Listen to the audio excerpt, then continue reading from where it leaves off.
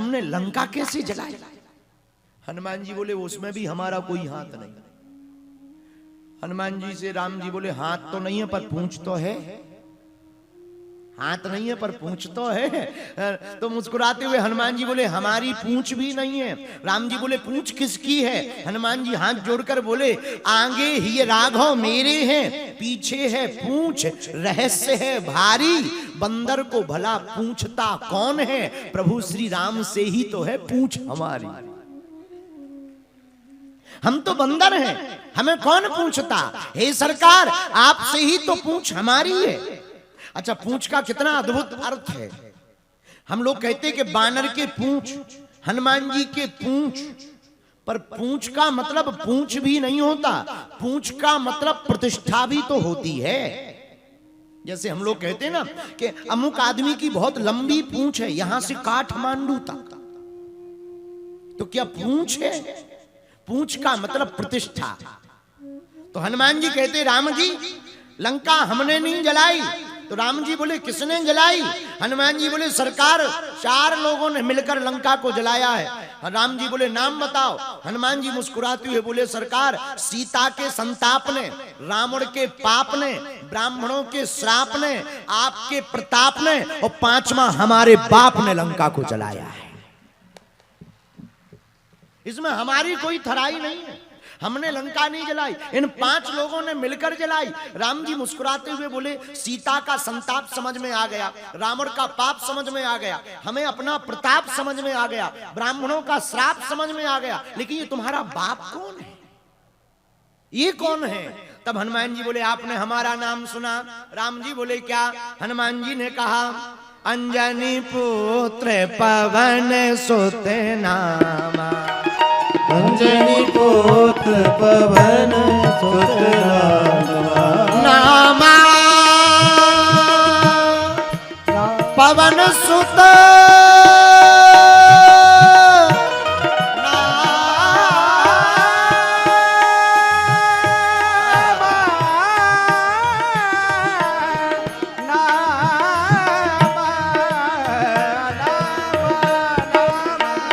अंजनी पुत्र पवन सुत नामा, अंजनी पुत्र पवन सुत नामा। वो आपके बाप कौन है? हनुमान जी बोले हमारे पिताजी का नाम पवन है, हम कहलाते हैं पवन पुत्र। तो राम जी बोले वो यहाँ क्या कर रहे थे? हनुमान जी बोले हमने तो एक ही घर में आग लगाई, घर घर तो हमारे पिताजी ने पहुंचाई। बोले मतलब? हनुमान जी मुस्कुराते हुए बोले सरकार हमने तो एक भवन में आग लगाई थी, इतनी जोर से हवा चली कि अग्नि हवा का संपर्क पाकर के लंका के घर घर पहुंच गई, तो 5वां हमारे बाप ने लंका जलाई है। राम जी बोले जय हो, तुमसे जीतना मुश्किल है। हनुमान जी बोले हमें हरा क्यों रहे? हम जीतना ही नहीं चाह रहे, ना आपको हराना चाह रहे। राम जी बोले चलो ठीक है छोड़ो, हमने मान लिया हमारी मुद्रिका पर बैठ करके गए और 5 लोगों ने लंका जलाई, लेकिन हाँ वापस कैसे आए इसमें तो तुम्हारा प्रताप है। तीसरा पासा फेंका, वापस कैसे आए इसमें तो तुम्हारा प्रताप है। हनुमान जी की आंखों में आंसू आ गए। आहा, अंजना नंदन कामत जयी हनुमान, हनुमान जी कामत जयी है। कामत जयी हनुमान की आंखों से आंसू आ गए। रुदन करते हुए आंसुओं को पोंछ करके हनुमान जी ने अपने कपड़े के भीतर से आहा जानकी माता के दिए हुए चूड़ामणि निकाल दिए। राम जी बोले ये क्या है? हनुमान जी बोले पहले उत्तर सुनो। गए थे मुद्रिका पर, लंका 5 लोगों ने जलाई, जब आने की टेंशन हमें हो गई, चिंता हमें हो गई कि आ तो गए पर रिटर्न कैसे होंगे।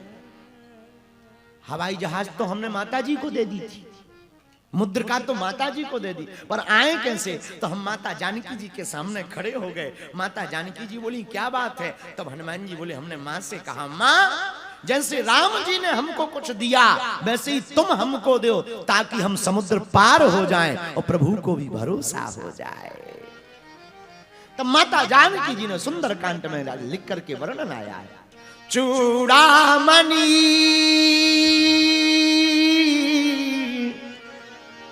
उतारी तब दयऊ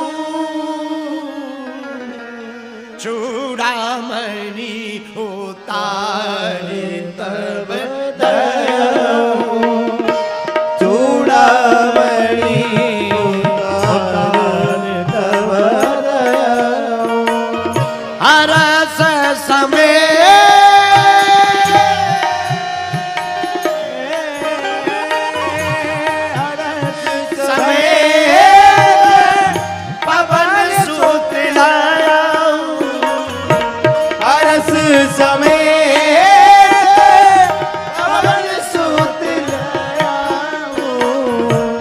चूड़ामणि उतार तब दयऊ चूड़ामणि उतार तब दयऊ।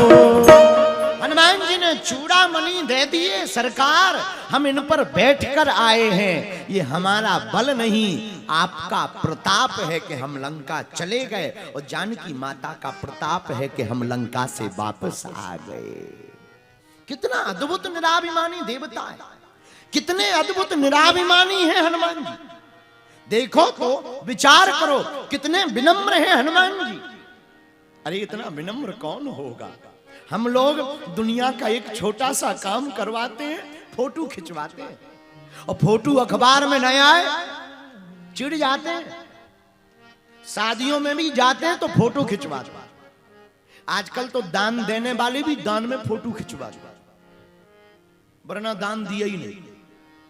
आज से 4, 5, 6 साल पहले लोग हमारे पास आते थे तो प्रणाम करते थे, आशीर्वाद लेते थे, भविष्य की कामना करते थे। आजकल उल्टा जमाना आ गया, जो भी मिलता गुरुजी फोटो हो जाए, सेल्फी हो जाए, और जिसको फोटो ना दो उसी का मुंह ऐसे बन जाता है जैसे हमने इनको श्राप दे दिया, जैसे भस्म होने का श्राप दे दिया हो। आजकल फोटो का जमाना आ गया, चित्र का जमाना आ गया। मेरे नेपाल के प्रियजनों, हनुमान जी से हमें सीखना है विनम्रता। तो एक बात एक भी सीख लें, क्या हनुमान जी का जीवन चित्र का विषय नहीं है, हनुमान जी की कथा तो चरित्र का विषय है। इसलिए हनुमान जी से तीसरी सीख क्या लेनी है? बोलो बोलो बोलो, विनम्रता। हनुमान जी से चौथी सीख, संयमित जीवन। कौन सा जीवन? संयमित, सावधान। हनुमान जी टेंशन में नहीं है पर अटेंशन में रहते। हनुमान जी टेंशन में नहीं रहते। कैसे रहते हैं? अटेंशन। अटेंशन का मतलब जानते हो ना? सावधान। हनुमान जी चिंता में नहीं रहते, हनुमान जी चिंतन में रहते हैं।